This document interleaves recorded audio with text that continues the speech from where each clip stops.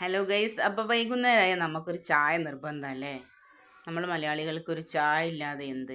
അപ്പോൾ അതിക്കൊരു കടിയും കൂടി ഉണ്ടെങ്കിലോ സൂപ്പറായേനല്ലേ?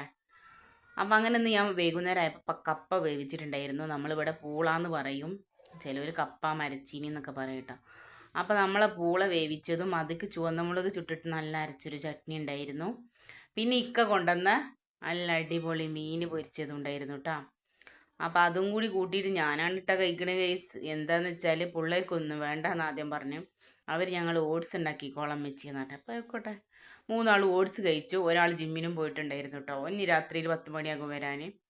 അപ്പോൾ ഞാൻ ചട്നി കഴിക്കണുണ്ട്. അപ്പോൾ എൻ്റെ മോള് എനിക്കും വേണമെന്ന് പറഞ്ഞു. അപ്പോൾ ഞാൻ പറയുന്ന നീയും കഴിച്ചോന്ന് പറഞ്ഞു. അപ്പോൾ ഇവർ 3 ആളും കൂടി ഇതാ ഓട്സൊക്കെ നല്ല പാലിൽ വേവിച്ചിട്ട് മധുരമൊക്കെ ചേർത്ത് ഇവർ കഴിക്കുകയാണ് കേട്ടോ. പിള്ളേർക്കൊന്നും കപ്പയും പൂളയൊന്നും വേണ്ട മക്കളെ, എന്താ ചെയ്യലേ? നമുക്ക് നല്ല ഇഷ്ടമാണ് കേട്ടോ. അപ്പോൾ ടാറ്റാ.